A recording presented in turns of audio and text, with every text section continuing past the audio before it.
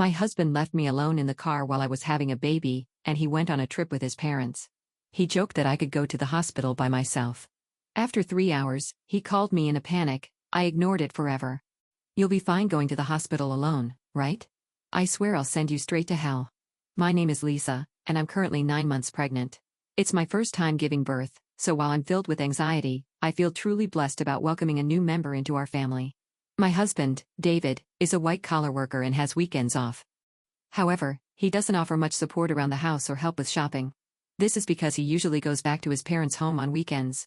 David has a deep bond with his in-laws, and since their home is nearby, he spends almost every weekend there without any specific reason. Since becoming pregnant, I've been cautious about lifting heavy objects. For instance, when buying heavy items like rice, understanding friends often help out. My daily routine starts by waking up early, preparing breakfast for David, and seeing him off to work. Afterward, I do the cleaning and laundry, and then head out for any necessary shopping. Once I return home, I start prepping for dinner. Only after finishing these tasks can I finally have some relaxation time. Since taking maternity leave, I've taken up a new hobby, blogging. Every day, I write a diary accompanied by photos I take, such as meals, the blue sky, flowers blooming in the garden, and more. Many friends and acquaintances leave comments, and these moments of journaling have become small daily joys for me. One evening, as I was preparing dinner, my husband returned home as usual. He carelessly placed his bag and jacket on the sofa, and I tidied them up, hanging them on a coat hanger. "Welcome back. I made hamburgers for dinner. I'm going to take a bath," I said. Responding curtly, he headed straight for the bathroom. 3 years have passed since we got married, and there has been little kindness or consideration from him. I occasionally wonder if this is truly what a marital relationship should be like, but I've resigned myself to it. When David returned in his pajamas, I handed him a drink. "Where's the beer?" he asked, glancing at the bar. I hint of, "Sorry. I forgot to buy it today. I'll get some tomorrow." "Seriously? Go to the convenience store now." His demeanor changed immediately, and he spoke with evident anger. I was irritated. Why was he asking his pregnant wife to do this? If you want it so badly, why don't you go get it yourself? It's hard for me to move around with this big belly. At that moment, he became even angrier and started shouting. "You're the one who forgot to buy it. It's your job to fix that mistake. Just because you're pregnant doesn't mean you get special treatment." My mother always said it's important to keep moving for the sake of health. Knowing that he doesn't calm down easily when he's angry, I reluctantly decided to go to the convenience store. Once I arrived, I bumped into Sarah, a neighbor. "Oh, Sarah. Good evening." "Good evening, Lisa. Did you forget to buy something too? I ran out of sauce as if I came here." Sarah's cheerful voice slightly lifted my spirits. "My husband really wanted beer and he told me to buy it. Why didn't he just go himself?" That's what I said, but it didn't get through to him. "It sounds like you're having a tough time, Lisa." After walking together for a bit, Sarah and I parted ways at a crossroad. When I returned home, David was lounging on the sofa, watching TV, having not even cleaned up after dinner. "Why'd it take you so long? What were you dawdling around for? Give me the beer." David's disgruntled voice and his insensitive remarks made my heart ache. However, I handed him the beer without a word and began cleaning up after the meal. How could he say such things to me, especially when I'm pregnant? I felt the urge to retort, but I didn't want another shouting match, so I remained silent. Afterward, I had my dinner, took a relaxing bath, and headed to the bedroom. The next morning, David acted as if nothing had happened. It seems he's the type to forget everything after a good night's sleep. However, I couldn't forget his words from the previous night, and I consciously ignored him. "Why are you making that face so early in the morning? Don't take it out on me. I'm heading to work now, so be a bit considerate. You know the importance of appreciation, right?" Due to what he said, I was filled with the urge to retort, "That applies to you, doesn't it?" But out of shock and disbelief, all I could do was sigh deeply and see him off. "Be careful. Right? I won't eat dinner tonight. See you." Without any explanation, David left in a hurry. After seeing him off, I took care of household chores and went shopping as usual. However, since David mentioned he wouldn't be having dinner, I decided to prepare something simple just for myself. Then, as I was about to start my meal alone in the evening, I heard David's unexpected return and rushed to the entrance. "I'm back. Thanks for your hard work. But you said you didn't need dinner today, right?" "Yeah. But my drinking party got cancelled. I'm hungry. You have something to eat, right?" "Well, I only prepared a meal for myself today." Upon hearing this, David's face contorted with anger. Didn't he even consider the possibility I might come back? This is unbelievable. Saying that, he moved to the dining table, and upon seeing the dinner I prepared, his mood worsened. "What do you call this, a meal? I seriously question if you're properly doing your duties as a housewife. Don't waste the money I'm working for." I quickly prepared something for myself. "Please don't get mad like this. Maybe you should learn proper cooking from my mom. Honestly, I've always found your cooking lacking." Again, he always compares me to his mother. Doesn't he realize how hurtful these comparisons can be? "I can't eat this. Go buy something." Hearing this, my heart sank further. What does he think of me? It's already night, and I've taken a bath. Can't you go buy it yourself? Forget it. You forgot to buy beer yesterday, didn't prepare dinner today. It's so frustrating. I'm going back to my parents' place. David stormed out and left alone in the house. I strangely felt a sense of relief. The next morning, as I expected, I received an angry call from David's mother. "How can you not serve David a proper meal? This feels like moral harassment, if not worse." I explained what happened yesterday, but she wasn't accepting it. So I apologized and ended the call. After the call, my mood plummeted. Since David wasn't home, I decided to have a leisurely late brunch. However, the thought of David coming back tonight weighed on my mind. Considering yesterday's events, I decided to make tonight's dinner special. I shopped with more care than usual, picking out ingredients and adding David's favorite beer to the cart. I was determined to prepare a dinner that would earn David's praise. I shortened my blog update time a bit to allocate more time to cooking. After dedicating ample time to preparations, the table was set beautifully as if it was a special occasion. Looking at it, I felt the sense of accomplishment and couldn't help but praise myself. With this, he should definitely be satisfied. I waited patiently in the dining room for David to come home, but as time passed, there was no sign of him. I tried contacting him several times via my smartphone, but there was no response, and I became more worried as the clock continued to tick. 1 hour, then 2 hours passed, and I began to get anxious. Did he possibly go to his parents' house? Thinking this, I called David's parents to check, but they said he hadn't come there either. I tried calling David multiple times, but still, there was no response. As midnight approached, just when I was considering contacting the police, a staggering David returned home. He seemed clearly drunk. "I'm home," hiccup. I rushed to the entrance in concern and found David lying on the hallway floor. "What happened? Are you okay?" Hearing my voice, he responded angrily, "Too loud, go away." He then staggered towards the dining room. When I tried to support him, he forcefully shook off my hand. "Don't touch me. Don't come near me with that ugly face. To think you're my wife." In his drunken state, he spat out those words and then just lay down right there. Those words were beyond shocking. Why? Why can't he consider others' feelings? His remarks hurt me deeply, and I was filled with thoughts of maybe he no longer sees me as family. Tears welled up in my eyes. I put so much effort into cooking. It was all for nothing. With that thought, I had my dinner alone and enveloped in loneliness. The next morning, David woke up as if nothing had happened. "My head hurts. I guess I drank too much." "But why did you leave me in the hallway? You chose to lie down there, David. It's not my fault. Aren't you my wife? At least take care of me when I'm drunk." David's words made me wonder why he always blames me right away. "If you weren't going to eat at home, you could have at least let me know. I have prepared a nice meal, and I called you multiple times. Why didn't you answer?" Then David replied nonchalantly, "My drinking party from the day before got rescheduled to yesterday." Do I have to report everything? Besides, you know how hard it is to pick up the phone during a gathering. Think about my situation. With every word David said, my heart got colder and my expectations of him diminished. That way, I won't feel hurt or disappointed anymore. This thought lingered in my mind that I'm taking a break and going back to my parents' home tomorrow. Being with you lately feels unpleasant and boring. Seeing David's attitude of looking down on me made me increasingly consider the option of divorce. Our baby is due soon, and my heart races in anticipation. Even though I've heard stories about the pains of labor from friends, my excitement to meet the new life inside me overshadows those concerns. The neighbors often encourage me with words like, "It's just a little while longer," which brightens my mood. "Hey, want to go on a family trip soon after David returned home?" He made a surprising suggestion. Really? But I'm talking about a family trip. My mom and dad want to join. I was taken aback. Why would parents make such a proposal? Tensions exist between me and David's parents whenever there's an issue concerning David. They tend to blame me, like the previous phone call incident. However, the sudden idea of a trip left me doubtful. I'm about to give birth soon, and traveling a long distance might be a bit risky. David replied, "How many times do I have to tell you? Just because you're pregnant doesn't mean you're sick. My parents are thoughtfully inviting us, but what if something happens? It'll be fine. Everything's already decided. We'll go for 2 nights and 3 days next week. What? Next week is my due date. That's a bit. Just do as you're told. Prepare for the trip. End of discussion. David just expressed his opinion and then left the room. I'm in trouble now, I thought to myself. The next day, I sought advice from a close friend and explained the situation. She was concerned and said, "That's a bit too much." While I was contemplating how to decline the offer, the day of the trip suddenly arrived. Actually, I'm not feeling well today. I'm worried about the baby, so I'm going to rest at home. I tried to use that as an excuse, but David didn't seem convinced.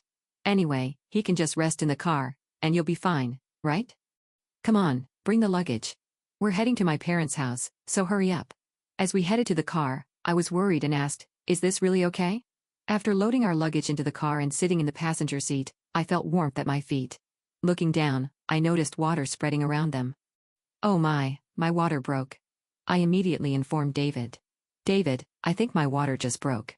Please take me to the hospital quickly." Taken aback by the situation, David explained, "Are you serious?" "Yes, I'm serious. We need to go to the hospital now. The baby might be coming." While trying to clean up the water with a towel in the car, David suddenly opened the passenger door. "David, what are you doing?" "We need to go to the hospital." "Get out. You're going to make a mess in the car." I was in complete shock. "What are you saying?" I said, "Get out. I need to clean the car." Then David forcefully pulled me out of the car. In this unbelievable situation, David said, "I can't believe this. We were supposed to be on a family trip. Just go to the hospital by yourself." I was too shocked to say anything as I called out to David. "Wait, how can you leave me here like this?" He drove away, leaving me behind. Feeling overwhelmed, I quickly dialed for an ambulance when someone approached, asking, "Lisa, are you okay?" It was Sarah, looking concerned. Sarah immediately recognized my predicament and arranged for a special taxi, comforting me throughout. Grateful for her kindness, tears streamed down my face. Soon after, I safely arrived at the hospital, thanks to Sarah's help. On the way, she held my hand and cheered me up, staying by my side until I was taken to my room. While being transferred, I made a silent vow. I will make him pay for this. Even as labor pains grew, Sarah kept holding my hand. Furthermore, she contacted my parents, who soon arrived at the hospital and looked deeply concerned. Sarah whispered to them, "There's something I want to discuss." The three then left the room. As the labor pains intensified, my smartphone vibrated from a corner of the room. "Who is it?" I asked, and my parents responded with David's name. They looked displeased, but I took the call anyway. As soon as I answered, I heard a panicky "David, help me." However, I was in no state or mood to converse with him and promptly ended the call. Despite my parents turning off my phone, David continued to send messages. As labor intensified, I was finally moved to the delivery room. After enduring the pain for some time, I finally heard my baby's cries. Exhausted, I saw my parents and Sarah standing before me with warm smiles. Relieved, I closed my eyes and rested. When I woke up after a few hours of sleep, I found myself lying in the hospital bed. Rubbing my eyes, I noticed my parents sitting next to me, their faces filled with concern. "Are you okay?"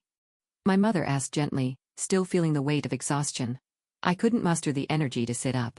While my father looked teary-eyed, my mother consoled him saying, "The postpartum period can be exhausting." Witnessing this heartwarming scene, a smile formed on my face. "How's the baby?" I inquired. My parents informed me that the baby was undergoing some tests but would be back in the room soon. However, I noticed Sarah wasn't present. Responding to my unspoken question, my mother remarked, "Sarah left a little while ago." Thinking about how things might have turned out had Sarah not been there, a feeling of gratitude settled over me. I made a promise with my parents that after being discharged, I would visit Sarah to express my gratitude. Turning on my smartphone to inform my friends about the birth, I was met with an overwhelming number of missed calls, mostly from David. The sheer number left me momentarily stunned, but I felt no hope or expectation from his calls. So I closed the notifications without hesitation. One of my friends visited the hospital room to congratulate me on the birth. As she rejoiced and extended her genuine wishes, I opened up about the recent incidents with David. After hearing the story, she expressed both shock and anger, half-jokingly saying she'd like to punish him a bit. But she also emphasized that my health and rest were paramount, chatted with me for a while, and then left. My parents, already briefed by Sarah about the whole episode, asked, "What are you planning to do next?" I shared my thoughts about my relationship with David and told my parents I'm considering divorce. They respected my decision and provided their support. Upon my discharge, I planned to stay at my parents' house where they had prepared a room for me. Meanwhile, David seemed to have visited the hospital, but as I had informed the hospital staff that I didn't wish to see him, he wasn't allowed in. The next day, Sarah came to my hospital room holding a fruit basket. "Sarah, you came," I exclaimed with delight. "You seem to be recovering well, but remember not to overexert yourself. Postpartum fatigue can be quite profound," she advised. Feeling comforted by Sarah's words, I sighed with relief, taking the fruit basket from her. "Sarah, thank you so much for helping me. I don't know what would have happened if you weren't there." I expressed my deep gratitude as I bowed deeply. Sarah gently laughed, saying, "What's most important is that both you and the baby are healthy.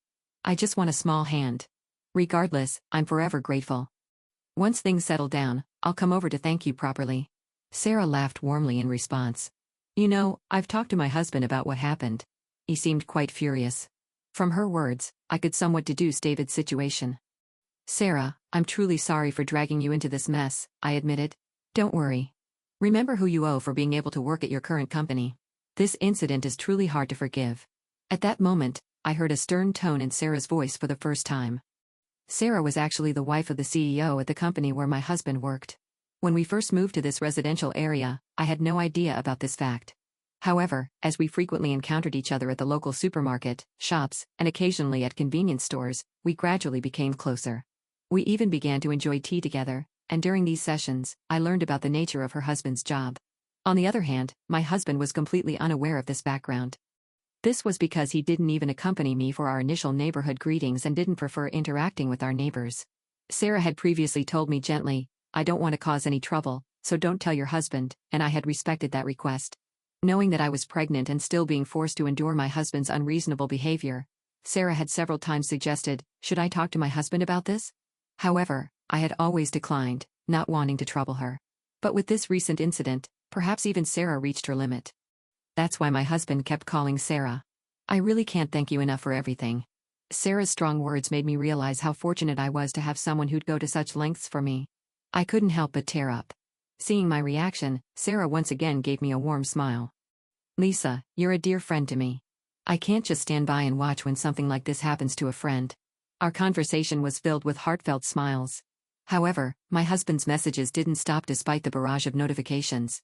Online, I consciously ignored them all. Thinking about the divorce made my mind clear, and all I wanted was to think about how to live my life with my baby. As I was preparing to leave the hospital, a close friend visited my room, handing me her smartphone and saying, "I want you to see this." Displayed on her phone was a post that had become a major topic on a certain social media platform. When I asked what it was about, she informed me that she had posted about my husband's recent actions on social media. My friend had a significant influence on social media with a massive follower count. One day, she received a reply to one of her posts. The follower who replied had, by chance, captured a video of the scene where I was yelled at by my husband after being let out of the car. The follower, wanting to protect my privacy, blurred my face in the video, and with my friend's permission, shared it online. The video spread like wildfire, and as a result, personal details about my husband and even his company were identified. Currently, my husband seems to be under a barrage of criticism online. What? I had no idea it had escalated to this level. My friend smiling gently remarked. Well, they brought it upon themselves, didn't they? My husband's actions and their consequences were all a result of choices he made. Furthermore, when one of my husband's friends confronted him about the incident, he reportedly excused himself, saying, "I had a prior travel commitment with my parents that day, so I had no choice." Because of the statement, not only my husband but also his parents began to face criticism online. The story spread even in the vicinity of my in-laws' home, and there seemed to be various topics related to my husband's parents circulating on social media. Suddenly, my phone started ringing. When I checked the screen, it was a call from my mother-in-law. "That's for my mother-in-law." My friend, eyeing the screen of my phone with interest, suggested, "Why don't you pick up and give her a piece of your mind?" However, I was so fed up that I felt no words to do so and decided to ignore it. Before I knew it, the missed calls log was filled with names of my husband, father-in-law, and mother-in-law. Ever since the incident was highlighted on social media, even the hospital staff seemed to be aware of my situation and started offering genuine support. Whether my husband or in-laws came to the hospital or called multiple times, the hospital staff didn't allow any contact with me. As my discharge date approached, I had one pressing worry: whether my husband and in-laws might be lurking outside the hospital. My parents reassured me saying, "You have nothing to worry about." But the thought of my precious baby being in danger left me anxious. However, that concern was quickly dispelled on the day of my discharge as my parents were helping me with my belongings. I heard my husband's voice shouting, "Lisa," followed by the loud voices of my in-laws. Suddenly, men in black suits surrounded me, forming a protective barrier. As I tried to understand what was happening, one of the men approached me, gently opening the car door and said, "Don't worry, we're here on Sir's request to protect you."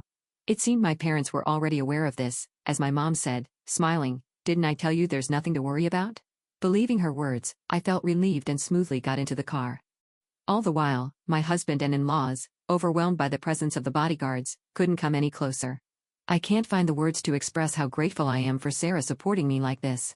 The only thing occupying my mind was how to reciprocate Sarah's kindness. My parents felt the same, saying in unison, "We have to find a way to show our gratitude to Sarah." Although my new life began smoothly and pleasant days continued, the contacts from my husband and in-laws never ceased. I mailed them the divorce papers, but there wasn't even a hint of acceptance. One day, my in-laws called our home. It seems my father answered, and they addressed him with the attitude of, "She became a part of our family, so no matter how she's treated, she shouldn't complain." When my father angrily retorted to their statement, it seems they were taken aback and quickly hung up.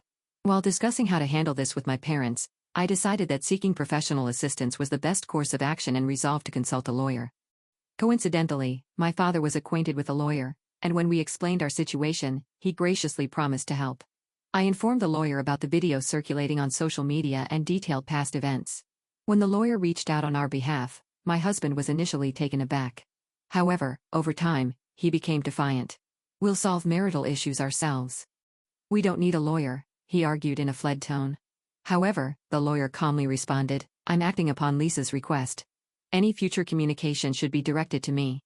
It's up to Lisa, my client, to decide whether or not she wants to involve a lawyer." My husband was at a loss for words, though initially refusing to divorce. When mediation and the possibility of a court case were suggested, the word court seemed to shake him, and he reluctantly agreed to the divorce. "I have no interest in the child and have no intention of seeing them in the future, so I don't see why I should pay child support. As for property distribution, I did nothing wrong," he claimed irrationally. The lawyer calmly explained from a legal perspective, but my husband still seemed unconvinced. "In that case, it seems we'll meet in court," the lawyer suggested. My in-laws, who were listening nearby, appeared to panic and immediately agreed. When I was informed of this by the lawyer, I was shocked that I had ever married such a man. I had been communicating with Sarah since returning to my parents' home, and when I told her about the recent events, she playfully and gleefully suggested, "How about seizing your ex-husband's retirement pay? Garnishment is one way, right?" Feeling overwhelmed by Sarah's astuteness. A while later, I was contacted by the lawyer who conveyed that my husband wished to apologize in person. Wanting a satisfactory conclusion, I agreed to converse over the phone under the supervision of the lawyer. The day of the scheduled call arrived. On that day, I was accompanied by my parents and the lawyer. From the other end of the line, I heard, "Finally, you answer. Apologize now, and I'll forgive you. So come back home. Let's be a couple again. The house is a mess. I might lose my job, and everyone's looking at me coldly. All of this is your fault, so take responsibility." He continued to bombard me with accusations. Without being overwhelmed, I calmly chose how to react. When he said, "See, you can't even reply properly, truly a woman with no redeeming qualities," I finally responded, "Just so you know, this conversation is being recorded. I'll keep it as evidence. Goodbye." Hearing this, my husband's voice revealed his shock. "Wait, he recorded it? That's not fair, right?" I was joking. "I'm sorry. I can't live without you. Let's start over. We truly loved each other, right? I promise I'll try harder from now on." After hearing those words, I immediately hung up the phone. With the recorded data in hand, I handed it to the lawyer and asked, "Can you utilize this audio as evidence?" Shaking his head in disbelief, the lawyer remarked, "He truly is an incorrigible man. My parents, feeling the same as me, have firmly decided to sever ties with him." Seeing his behavior filled them more with astonishment and disappointment than anger. At some point, I realized I was slightly enjoying this drama, clinging to the little devilish side of me that emerged. The divorce procedures with my husband concluded smoothly. Both the property distribution and child support agreements went forward without a hitch, and the turmoil began to subside. Due to the information Sarah shared with her husband, the president of my ex-husband's company, he was promptly disciplined. The president, known for his family-oriented values, believed that an employee who couldn't protect his family couldn't be trusted by the company. David lost his job, couldn't make housing loan payments, and returned to his parents' home. His reputation was tarnished by the viral video, and he struggled to find stable employment, barely making ends meet with short-term part-time jobs. Rumors spread about his parents too, and according to reports from Sir's friends in the neighborhood, they seemed to live in perpetual unease. The cold societal judgment they faced, which exceeded my expectations, made me think that, surprisingly, this ostracization might be harder for them than any legal repercussions. With most matters settled and my health recovering, my parents, my baby, and I visited Sarah's home to express our gratitude. Both Sarah and her husband seemed genuinely happy and doted on my baby, making us feel warm and welcomed. After that, Sarah and my mother became close friends. Similarly, Sarah's husband and my father got along very well, and our families grew close. Furthermore, Sarai and her husband's son was around my age, and to everyone's surprise, our relationship began to develop in an unexpected direction. A few years later, the idea that I might actually become a part of Sir family was something no one could have ever predicted. Life truly is full of surprises.